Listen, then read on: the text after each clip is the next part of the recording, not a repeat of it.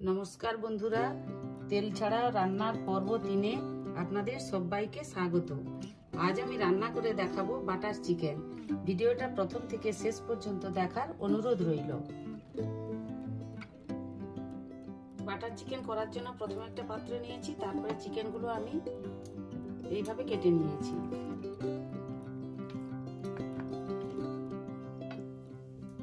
এরপরে আমি একটু লবণ দিয়ে দিচ্ছি, রসুন বাটা,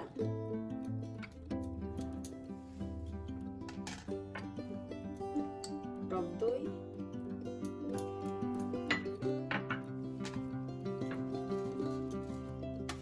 লঙ্কার গুঁড়ো, একটু হলুদের গুঁড়ো। এটা দিয়ে আমি ভালো করে ম্যারিনেশন করে রেখে দেব, ভালো করে মাখিয়ে নেব।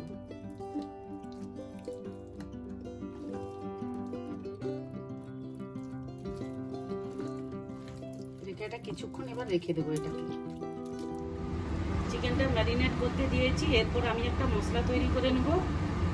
জিরে, গোলমরিচ, শুকনো লঙ্কা, চারমগজ, তেজপাতা, ছোট এলাচ, দারচিনি আর একটা স্টার, এটা আমি ভেজে নেব।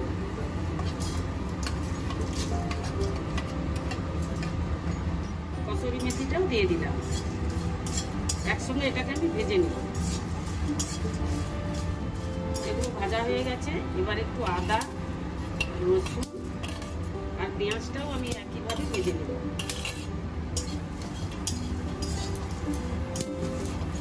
আপনারা দেখতেই পাচ্ছেন, এটা আমি প্রথম থেকে তেল ছাড়া রান্নাটা করছি।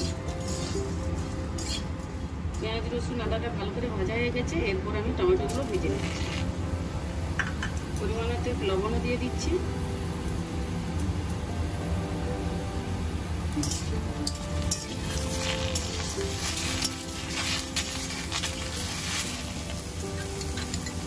আরেকটু লাগবে।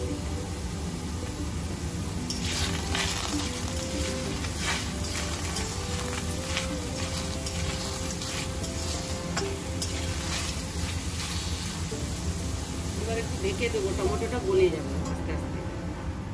এবার খুলে দেখবো এটা কতটা হয়েছে।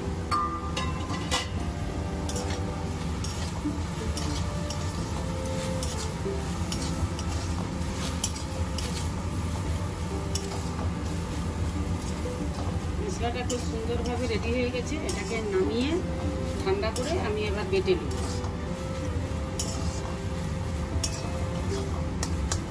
পুরো রান্নাটা কিন্তু তেল ছাড়াই হচ্ছে, আমি একটুকুও তেল দিইনি, আপনারা দেখতেই পাচ্ছেন। মশলাটা নামিয়ে নিয়েছি। এবার ওই কড়াইয়ের মধ্যে ম্যারিনেট করা চিকেনটা আমি দিয়ে দিচ্ছি। চিকেনটাকে একটু ভেজে নেব।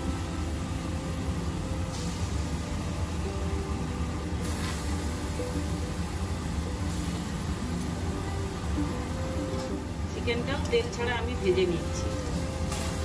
আপনারা একটু লক্ষ্য করে দেখবেন, আমি একটুও কিন্তু তেল দিচ্ছি না, পুরো রান্নাটা তেল ছাড়া করে নিচ্ছি আমি।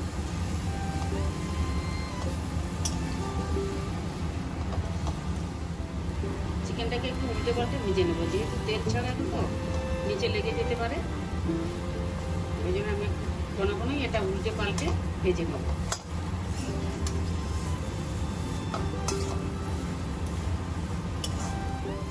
এবার এটাকে একটু উল্টে দিই।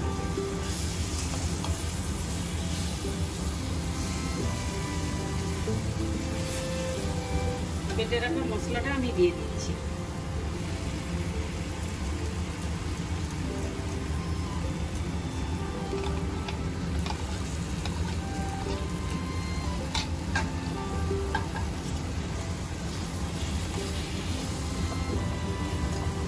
তেল ছাড়া রান্নাটি আমার একটা তৃতীয় দিনে পড়ে গেল।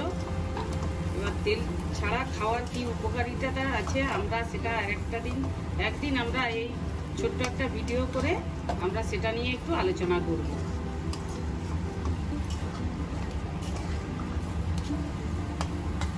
এবার এটা ভালো করে মেখে দিয়েছি। এটা এবার একটু আমি ঢেকে দিব। আস্তে আস্তে চিকেনের মধ্যে মশলাটাও ঢুকে যাবে আর ধীরে ধীরে সেদ্ধও হয়ে যাবে। এবার খুলে দেখি, জল বেরিয়েছে মশলাটা থেকে। এবার একটু ভালো করে নাড়াচাড়া করে নেব। তেল ছাড়া রান্না তো কড়াইতে লেগে যেতে পারে, এই জন্য খুবই ঘন ঘন করে এটা একটু নাড়তে হবে।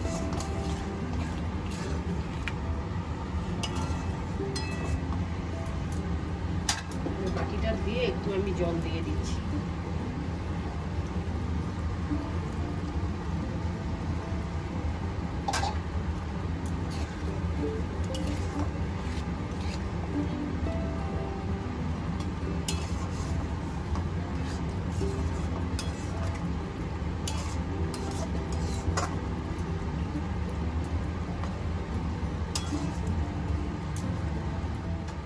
এবার একটু বাটার দিয়ে দিচ্ছি, এরপর একটু ঢেকে দেব। আজকে রান্নাটা আমার কমপ্লিট হয়ে গেল। আমি যেভাবে রান্না করলাম আপনারা সেভাবে একবার বানিয়ে দেখুন, আশা করি ভালো লাগবে। ভালো লাগলে একটা লাইক, শেয়ার আর অবশ্যই একটা সাবস্ক্রাইব করে দেবেন। ভালো থাকবেন, সুস্থ থাকবেন, দেখা হচ্ছে আগামী ভিডিওতে।